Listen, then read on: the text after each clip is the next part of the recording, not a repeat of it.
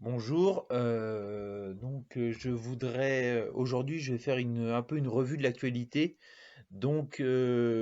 autour d'un thème ce que j'avais commencé en juillet dernier autour d'un thème d'actualité, essayer de le commenter en mobilisant de la philosophie, de la théologie, de l'économie, mais en mobilisant des thèmes autour de la pensée pour commenter l'actualité.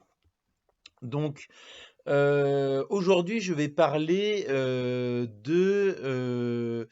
la revalorisation des enseignants qui a été décidée par le gouvernement qui dit qu'il y aurait une revalorisation d'à peu près de 150 euros.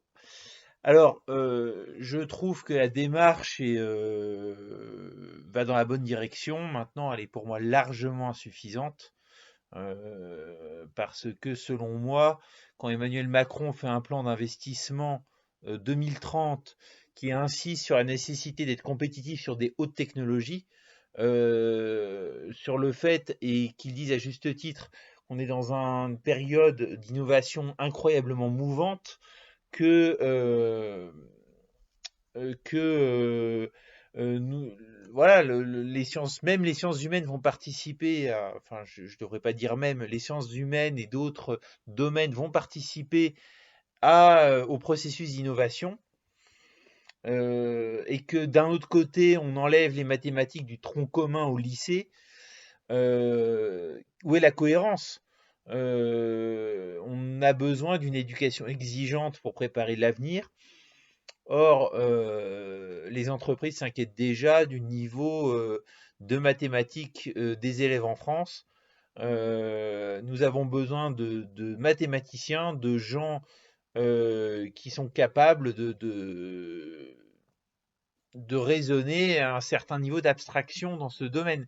Donc, euh, prétendre être compétitif à terme dans les hautes technologies, dans l'innovation, et de l'autre négliger l'éducation, comme Monsieur Macron le fait depuis qu'il est au pouvoir, ce qui est vraiment décevant en plus vu son bagage, vu son parcours, c'est vraiment quelque chose de terrible. Nelson Mandela disait que la meilleure moyen de changer le monde, c'était l'éducation.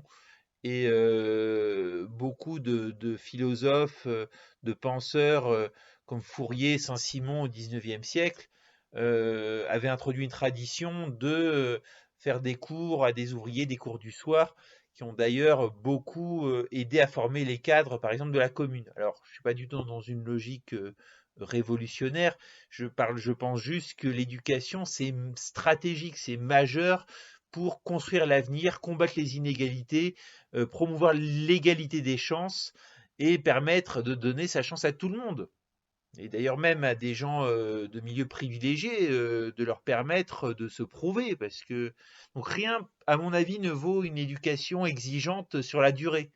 Et ça, c'est quelque chose qui est complètement négligé. Donc c'est quelque chose de terrible, à mon avis. Donc voilà, c'est vrai que quand Victor Hugo disait ouvrez des écoles, vous fermerez des prisons, aujourd'hui l'état de l'école est lamentable et de nombreux endroits sont sans droit, sont hors des lois de la République, sous le contrôle soit d'islamistes, soit de trafiquants de drogue. Et malheureusement, qui en tire les fruits, c'est l'extrême droite. Donc malheureusement, ce sont des choses qui sont terribles. On est dans une société qui a du mal à penser à moyen long terme, qui a du mal, qui est dans une médiocrité qui se développe partout. À voir le niveau des débats lors de la dernière présidentielle, c'était terrible. Donc malheureusement, il semble que cet investissement dans l'éducation soit largement insuffisant. En plus, on occulte la première raison, à mon avis, de l'exode des professeurs, des enseignants, c'est la violence dans le milieu scolaire, le manque de respect dont souffrent de nombreux enseignants, bien sûr dans l'impunité générale. Voilà, n'y a pas de secret. Être professeur n'a jamais été un métier lucratif, c'est un métier de sens, c'est un métier qui prépare l'avenir, c'est un très beau métier, c'est un des plus beaux métiers qui existent et un des plus importants aussi, qui n'a jamais destiné à être bien payé, sauf dans certains cas, mais c'est pas majoritaire.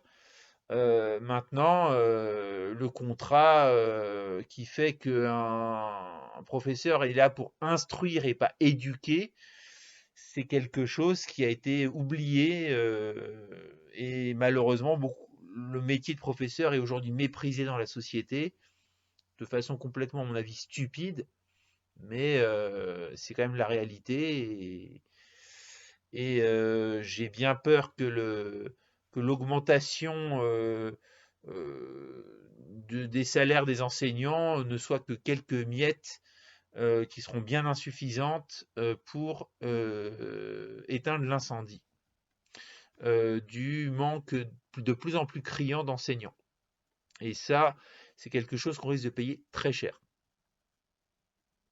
Merci de m'avoir écouté.